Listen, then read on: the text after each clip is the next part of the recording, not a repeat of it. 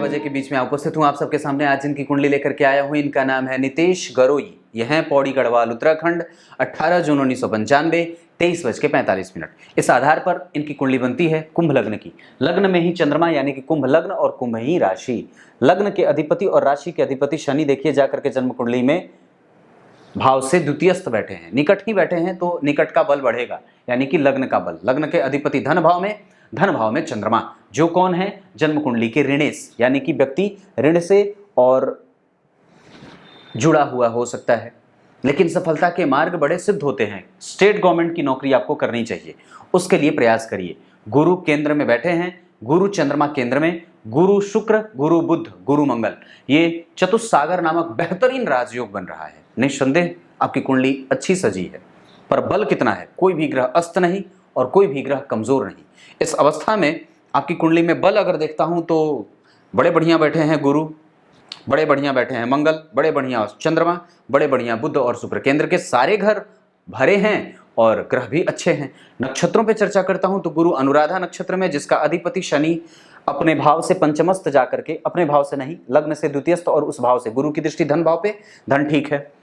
चंद्रमा लग्न में बैठे, ये बढ़िया, पर ऋण से बच के रहना, ऋण देना लेना नहीं, और धन को सही जगह पे इस्तेमाल करना, और वाणी कम बोलना। ये आपकी कुंडली में ही दिख रहा है, आप कम बोलते हो पर बड़े कई बार कठोर बोल देते हो, तो इसमें थोड़ा ध्यान रखने की आवश्यकता है। शुक्र और बुध जहां जन्म कुंडली में कुंभ लग्न की कुंडली के लिए भाग्य भाव के अधिपति स्वग्रही, ये केंद्र त्रिकोण राजयोग और महाभाग्यशाली योग।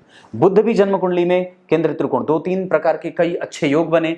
इस कुंडली के लिए सप्तम के अधिपति पंचम भाव में मंगल आ रहे हैं, बुध के साथ स्थिति बड़ी अच्छी। और गौर करें तो अष्टम के अधिपति और नवम के अधिपति एक साथ आ रहे हैं। इस वजह से कभी कभी व्यक्ति को अपने जन्म स्थान से दूर जाकर के भी पढ़ाई करनी चाहिए और दूर जाने का भी प्रयास कर लेना चाहिए।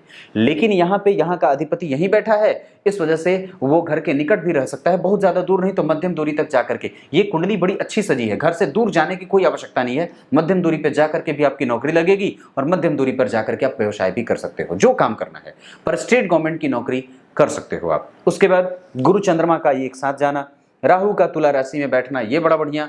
और कुंडली में सूर्य जो बैठे हैं वो जन्म कुंडली में मृगशीरा नक्षत्र में, जिसका अधिपति मंगल जन्म कुंडली में लग्न को देख रहा है, और मंगल पूर्वा फाल्गुनी के बैठे हैं। अब जरा गौर से समझना, तो मंगल पूर्वा फाल्गुनी में जिसका अधिपति शुक्र दिग्बली है, और सूर्य जो बैठे हैं वो मंगल के नक्षत्र में, जो कि जन्म कुंडली में लग्न को देख रहा है। चंद्रमा और मंगल का चंद्र मंगल योग, ये बड़ा बढ़िया हुआ।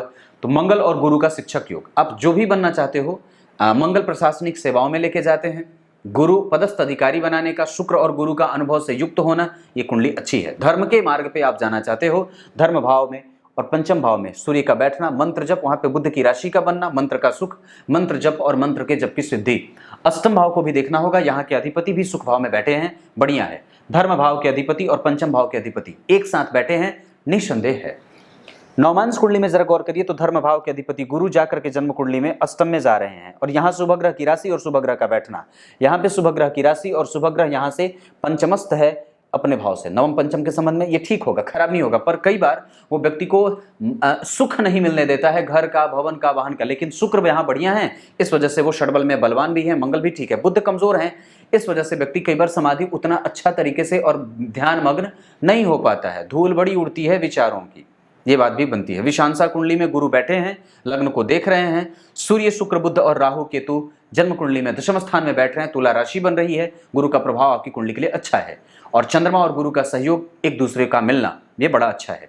जन्म कुंडली में गुरु का दशम भाव में अकेले बैठना, उससे चंद्रमा का केंद्र में जाना, सूर्य का जन्म कुंडली के पंचम भाव में बैठना कई बार व्यक्ति को उतने मनोरथ को सिद्ध करने वाला नहीं बनाता है, लेकिन हाँ इतनी बात जरूर कहूंगा कि पंचम स्थान के अधिपति बुध जहां 6 नंबर लिखा है, 3 नंबर लिखा है, यहाँ के अधिपति केंद्र में आ रहे हैं, गुरु से देखे जा रहे हैं, ये अच्छी बात है।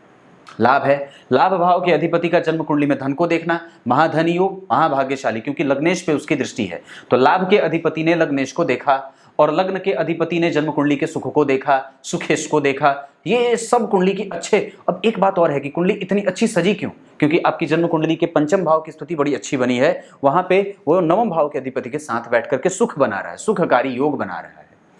गुरु मंगल का एक साथ जाना, चंद्रमा मंगल का एक साथ केंद्र में रहना, ये बहुत अच्छी बात है। निस्संदेह आपके सभी मनोरथ सिद्ध होंगे, मुझे ऐसे संकेत मिल रहे हैं। आपको आगे बढ़ना चाहिए। दशाओं के क्रम में अगर चर्चा कर दूं तो अभी आपकी कुंडली में दशा चल रही है शनि की, इस कुंडली में अभी अच्छी दशा है और शनि के पास अगर देख रहा हूं मैं तो इनके पास बल कमजोर है, मृता प्राय है डिग्री में, क्योंकि 0 डिग्री के हैं ये।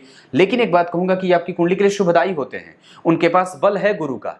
तो शनि में गुरु अभी अंतिम में है, यानी कि ये दशा अंतिम में अच्छी देते जाएंगे शनि।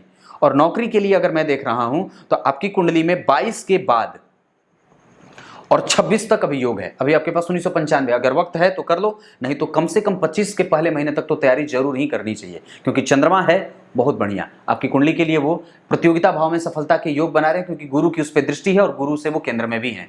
इस वजह से आपको परीक्षा की तैयारी 2025 के पहले महीने तक करनी चाहिए। और पद जब प्राप्त करना है तो पैसे, वक्त और अपना सब चीज देना होगा, खुद का सब कुछ देना होगा, देना चाहिए, ये बात बनती है। मंगल का प्रभाव है आप साहसिक हो, मंगल का प्रभाव है चंद्रमा के ऊपर थोड़ा धन को और धर्म को और अपने मन को शांत रखना। शुक्र और बुध एक साथ जन्म कुंडली के चतुर्थ स्थान में बैठे हैं, वो ठीक है, वो भाव बली है, गुरु का प्रभाव है। लाभेश अगर सुख को देखते हो तो भाग्यशाली योग बना ही देते हैं।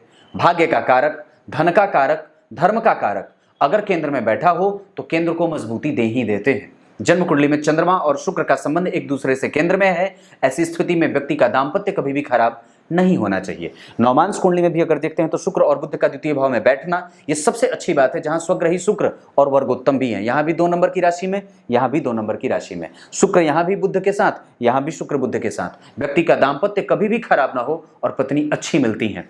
शुक्र और मंगल का संबंध यहाँ पे ठीक नहीं है, पर यहाँ पे शनि और केतु का संबंध है। यहाँ पे पत्नी कई बार कारगर और काम करने वाली और कुछ भी और किसी भी तरीके के काम में हाथ बटाने वाली होती हैं। यहाँ पे सूर्य नीच के हो जा रहे हैं जो यहाँ पे मिथुन के बैठे थे, यानी कि व्यक्ति को अपने प्रभावों को कमजोरी में नहीं रखना चाहिए, आत्मविश्वास को कमजोर नहीं करना चाहिए। चंद्रमा और सूर्य दोनों केंद्र और त्रिकोण के बैठे हैं, इस स्थिति में व्यक्ति को नौकरी की संभावनाएं कई प्रतिशत ज्यादा बढ़ जाती है। बहुत बहुत नमस्कार।